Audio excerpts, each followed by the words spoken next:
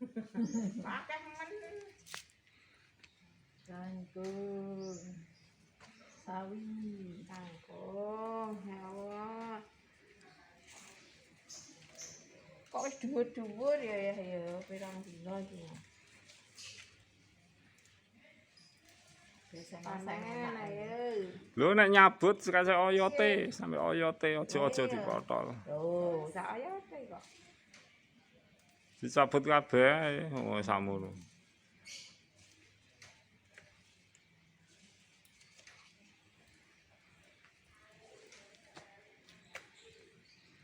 Panen kangkung. Sapa sing ngoseng-ngoseng ngene?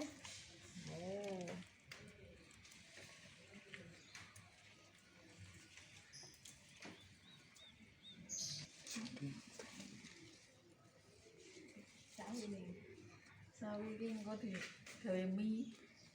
Tak sampe gawe anu, ngoseng-ngoseng sawi.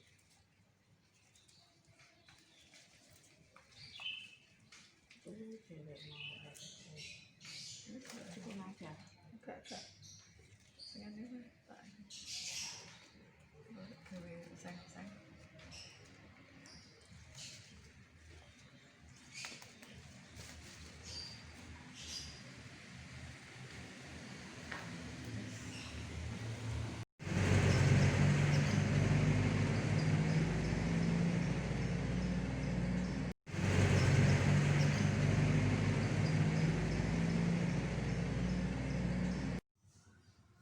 Assalamualaikum warahmatullahi wabarakatuh. Selamat berjumpa kembali. Selamat pagi buat kawan-kawan semuanya. Untuk kali ini saya akan memberikan tutorial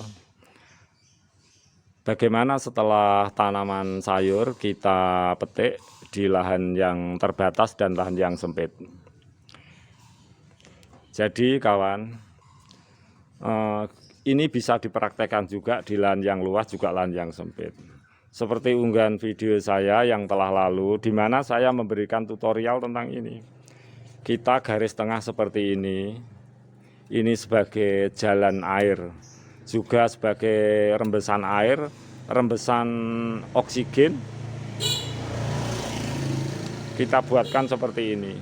Tapi bagaimana setelah masa selanjutnya?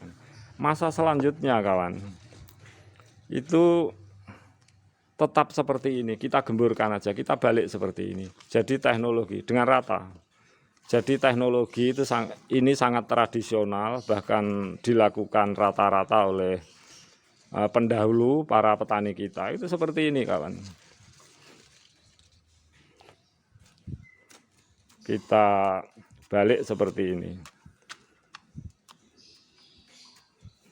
Ini sampai merata. Ini juga umum.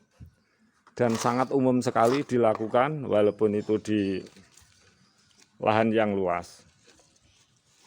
Itu seperti ini kan. Juga perlu diketahui di sini setelah tanaman sayur kita laksanakan di tanah atau di pot, itu memberi efek pada tanah itu sangat gembur karena berakar serabut. Nah, oleh sebab itu para pendahulu petani kita itu kalau membuat tumpang sari, itu kadang-kadang satu lahan itu bisa 3 macam tanaman. Ada jagung, ada kedelai, ada kacang tanah, juga ada tanaman lombok. Itu biasa dilakukan para petani kita. Walaupun dengan kuota pupuk yang serba terbatas, itu tetap panen. Jadi ada beberapa keuntungan ketika para petani kita itu melakukan tumpang sari itu dengan berbagai tanaman, karena kondisi harga-harga penjualan hasil pertanian tidak menentu. Ketika kita menanam jagung, tanam jagung, panen harga rendah. Kita punya lomboknya itu bisa harga tinggi. Jadi manfaat dari tumpang sari itu sangat cocok untuk para petani Indonesia karena mengingat lahan dan tanahnya yang sangat subur. Yang kedua adalah harga-harga yang tidak stabil. Nah ini sejenak bisa dipraktekkan juga seperti ini di lahan yang luas. Jadi sebenarnya para petani kita itu sudah memberikan sebuah inspirasi cara bertanam yang hebat. Jadi kita itu nggak bisa melihat di suatu negara lain bagaimana sebuah tanaman itu ditanami langsung 4 tanaman sekaligus, 3 tanaman sekaligus dalam satu lahan. Itu nggak ada terjadi kalau tidak pada petani kita. Nah, seharusnya itu tidak efektif untuk hasilnya, tetapi mengingat kondisi, harga, dan lain-lain juga tanah kita yang sangat subur walaupun dengan segala pemupukan yang serba terbatas. Baiklah sahabat semuanya, setelah kita membuat jalan air seperti ini, nah setelah kita mau menanami kembali, kita harus membalik kawan, harus kita balik seperti ini.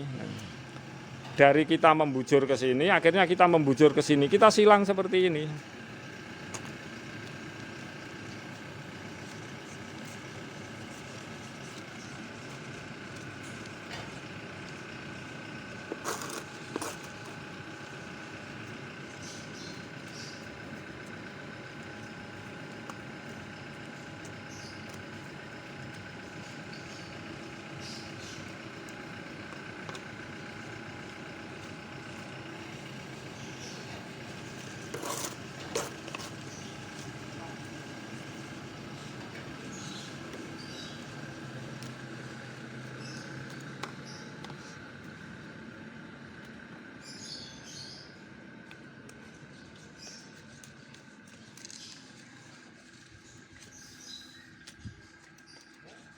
Jadi tanah lahan yang sudah kita tanami tanaman yang berakar serabut itu justru akan semakin subur kondisinya ketika habis petik. Karena akar serabut itu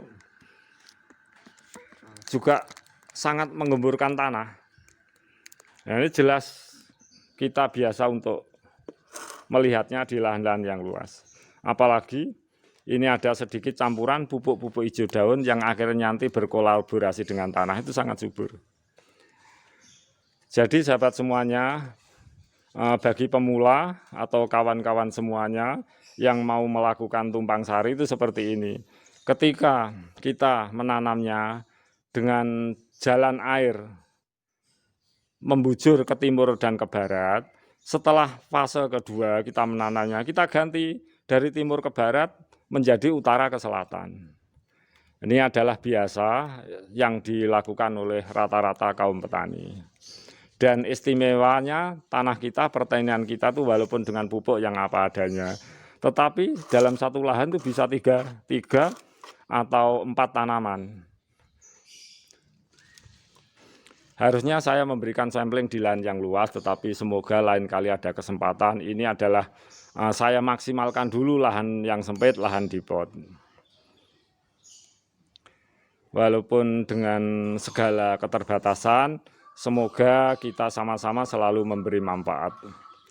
Nah ini akan saya coba dengan 3 tanaman dalam satu pot yang tidak terlalu besar, ukuran 50 saja, semoga menjadi inspirasi yang bermanfaat. Jadi langkah pertama setelah kita dalam fase tanaman kedua itu seperti ini saja. Dari jalan air, dari membujur timur ke barat kita ganti utara ke selatan dengan kita gemburkan tanah-tanahnya seperti ini.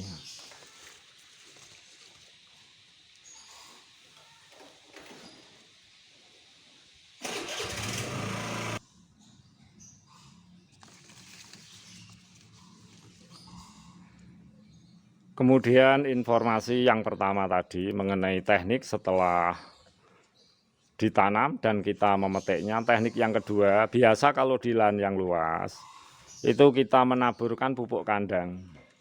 Biasanya pupuk kandang entah itu pupuk dari hewan ternak, bisa ayam, bisa apapun. Tetapi yang perlu saya ingatkan, di sini sangat berbeda teknik ketika kita melakukannya di dalam pot. Untuk di dalam pot, hendaknya kita jangan menggunakan pupuk kandang, terutama untuk tanaman sayur dan tanaman tumpang sari. Kalau menggunakannya sekalipun itu harus betul-betul pupuk yang efektif sesuai dengan dosis dan ukuran. Sebab pupuk kandang itu ada bermacam-macam. Kalau yang alami, kadang-kadang pupuk kandang yang sudah ada terkena pembakaran zat karbon dioksida yang notabene-nya ketika mengenai sebuah pot itu tidak bisa lari kemana-mana. Nah itu sangat berkepanjangan akan membuat tanaman dan akar tanaman itu sakit. Karena sebenarnya sebaik-baiknya pupuk yang dari zat pembakaran itu tidak akan pernah bisa langsung berkolaborasi homogen dengan tanah. Itu bisa kita buktikan. Jadi zat pembakaran itu selalu ada di dalam tanah, terutama di dalam pot. Nah kalau di lahan yang luas itu berbeda sekali, karena di lahan luas itu ada faktor-faktor alam. Karena penyerapan masuknya ke dalam tanah yang diperlukan oleh tanaman itu karena ada faktor alam. Karena tergerusnya air hujan dan lain-lain. Lagi pula perakaran di lahan yang luas itu sangat berbeda dengan perakaran tanaman di lahan yang sempit atau di polybag atau di pot. Nah ini adalah bisa dipraktekkan juga pada tanaman buah, tanaman sayur, dan lain-lain. Saya rasa tidak akan kurang dan tidak akan lebih. Tetapi kita sebagai manusia itu juga mengakui segala teknik dan segala kekurangannya karena kondisi alam yang berbeda.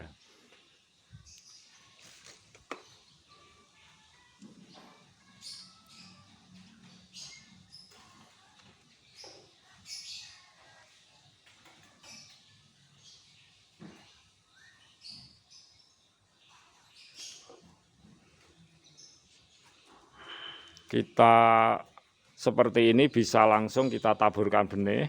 Jadi ini akan saya buat 3, yaitu sawi, tomat, dan kangkung, agar kita menjadi bukti bahwa tanah kita itu tanah yang subur, walaupun dengan segala keterbatasan perawatan, tapi mampu menjadi tumpang sari yang baik, yang tidak pernah dimiliki oleh petani dari negara-negara manapun. Kita harus berbangga pada inisiatif, inspirasi pada petani kita, dan bersyukur pada Allah Subhanahu wa Ta'ala bahwa kita itu betul-betul punya tanah, punya iklim yang sangat istimewa dibandingkan dengan negara lain.